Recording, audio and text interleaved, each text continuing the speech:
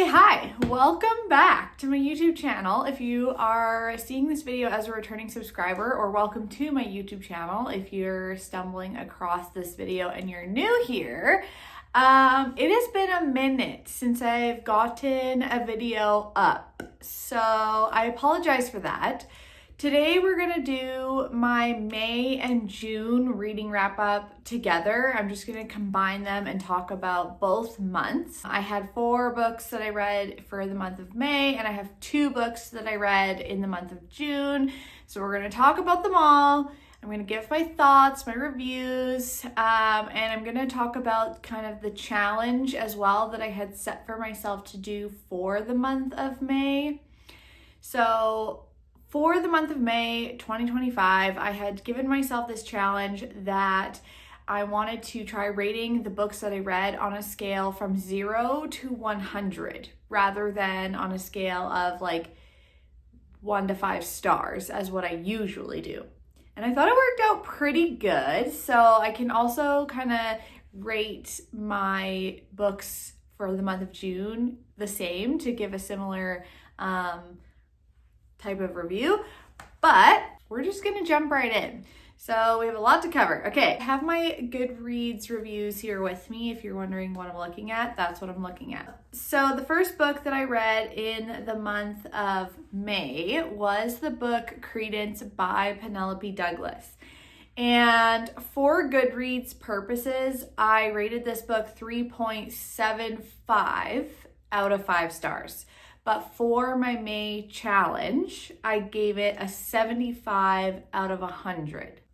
At the time of trying to rate this book, I really didn't know what I even wanted to rate it. I didn't hate the book by any means, but I also felt really weird saying that I liked it, because if you've read this book, you know. I went into this book knowing that some things get weird between family members. And now the family members are not actually related by blood. I will put that out there as well. But basically, knowing that some things get weird among these family members who live in a secluded area, and that was pretty much it. Like, I knew it was going to be a dark romance. It does have a long list of trigger warnings at the beginning of the book, so make sure you really evaluate if you want to read this book by maybe checking those first, because obviously this type of book is just not going to be for everyone. I will say I did read some things that I could not unsee for sure. If you don't mind your comfort levels being pushed, then by all means check this book out. Did I love everything about this book? No. But I read to escape and to be entertained, and this book certainly did that for me. I didn't love that the main character and the girl and then Jake ended up getting together. I felt like that was super cringe. So Jake is the dad, the stepdad, and then I think it should have just been between her and the 2 brothers, but I did actually like how the story ended, actually.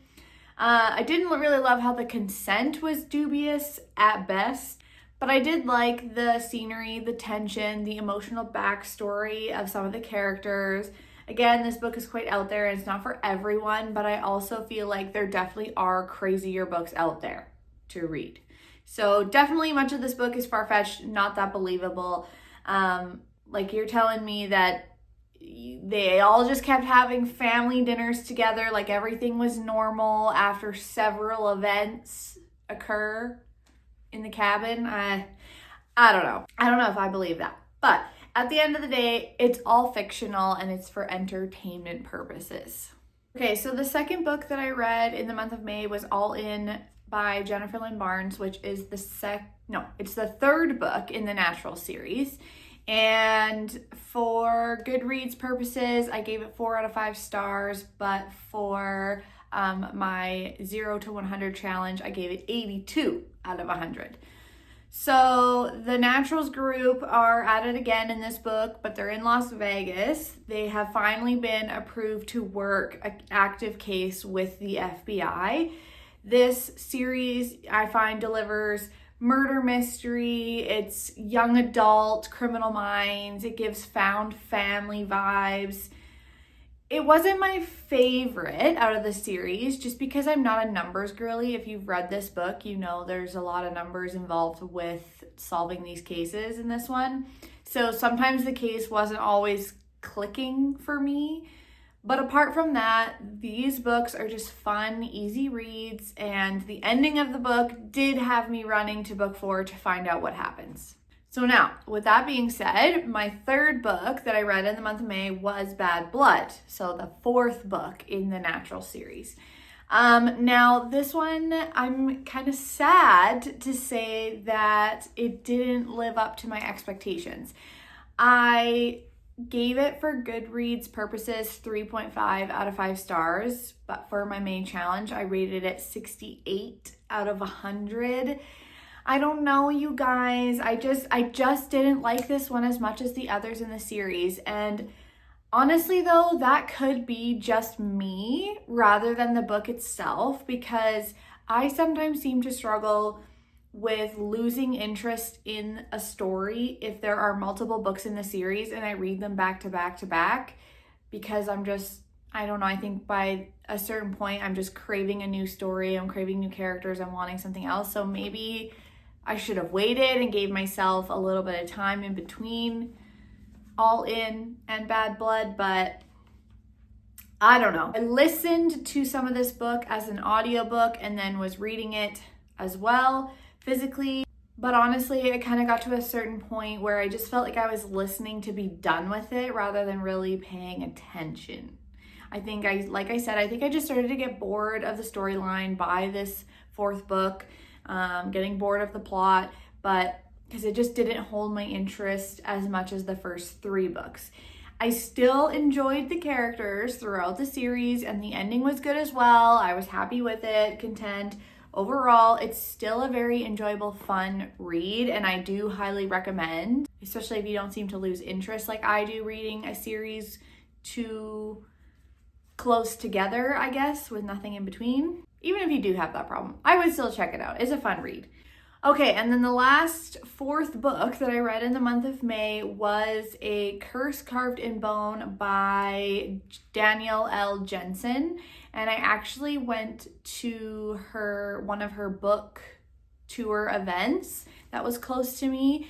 And I got a signed copy of the book. I got to listen to her do a Q&A and answer some questions about the book. And it was just really fun. It was interactive. It was really cool to hear her perspective on her writing and how she comes up with these stories, and just, yeah, so that was super cool. So then obviously when I got home from that, I immediately started reading the book. And so if you don't know, this is the 2nd book in the duology. A Fate Inked in Blood was the 1st book. A Curse Carved in Bone is the 2nd book. The series is called Saga of the Unfated, but it's just a duology, so just these 2 books. For Goodreads purposes, I gave it 4.5 out of 5 stars. For my May challenge, I gave it 92 out of 100. Immediately, I loved that this book started off right where the first one ended. So there was no trying to figure out like what happened again, like where did we leave off, or being confused. I enjoyed this duology a lot because Danielle Jensen, I find she didn't include a lot of fluff in these books. Like I felt like the story moved fairly quickly and it was always right to the point for the most part.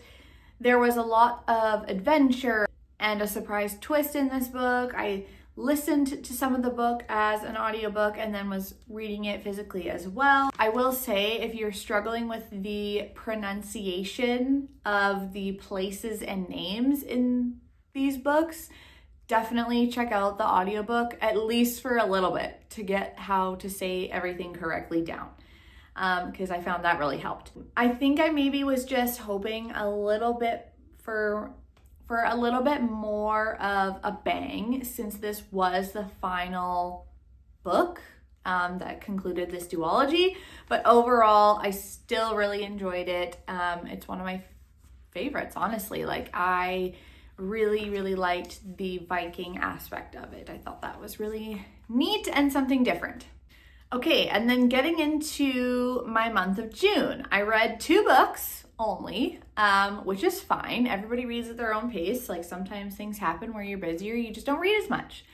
But the first book that I read in June was Quicksilver, which is a big book, might I add. That was my first read and I loved it. I was intrigued right from chapter 1 with this book. I really enjoyed the fantasy aspects of this book, such as all of the different characters, the monsters, the magic system. I thought the alchemist aspect was cool as well, as that's not something that I've really come across yet in a fantasy book.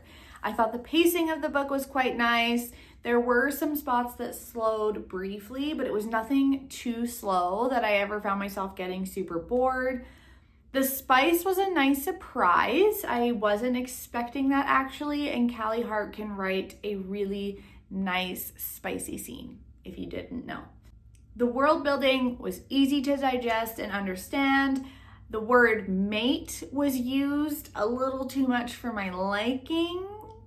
I don't know why, but I just think that word is so cringy. I just hate it. I find some other alternative, but it honestly wasn't the worst from some books that I've read as well.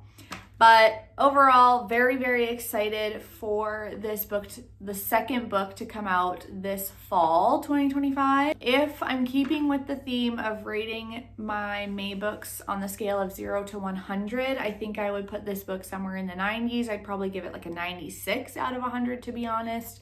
I really, really liked it. And yeah, just excited for Brimstone, which comes out in the fall. And then for my second read in June, I didn't really know what I wanted to read. I was kind of struggling with what I was feeling. Did I want another fantasy? Honestly, sometimes this cart behind me is my TBR cart. So these are all the books that I still have to read. And sometimes it gets very full. And with being a mood reader, sometimes I find I know exactly what I want to read. I'm like, yep, this one's calling my name. This is my next read. But then sometimes I'm like, I don't know. I could do any of these right now. And I just have a hard time deciding. So what I did was I actually, over on my TikTok account, which is Reading with Richele, I started a series where I use a spinner wheel to pick my next reads off of my TBR cart for me. So I put in all of the books from my TBR cart into the wheel. Unless it was like a series I haven't started yet, then I just put the first book in the series onto the wheel. But yeah, so I started that series. If you want to see that, you can go over to my TikTok and check that out. And the first book that it picked for me when I used it was my second read for June, which was The Whispers by Ashley Audrain. So this author wrote the book The Push, which I have already read and it's on my shelf, but this was her second book that I read. The tone of this book is dark family drama, very similar to her book The Push as well. Which I did like The Push better, I will say. I liked this book. I gave it 4 out of 5 stars, but I did like The Push better. This book follows 4 suburban families, which it did take a little bit at first to keep track of who was who or figure out who was with who. But a tragic accident takes place with a son of one of the mothers, and then the book follows the multiple POVs of the other characters who try to piece together what happened. Much of the book in the middle is filled with infidelity and gossip and some uncomfortable truths of motherhood. It overall, though, was an easy read. For the most part, kept me wanting to turn the pages. And I also really like how Ashley ends her books with a final line that's just delivered with a punch. She did the same in The Push and she did the same thing in this book. So I do really like that as well. But yeah, so those are the books that I read in the month of May and the month of June in 2025 and my thoughts on all of them. Going into July here, I did use my spinner wheel over on my TikTok to decide my book that I started after reading The Whispers. So I'll kind of have that incorporated into my next video that will be my July reading wrap up. I can talk about how my experience using the spinner wheel was and if I stuck with it and all those things. But yeah, so if you want to check that out, head on over to my TikTok.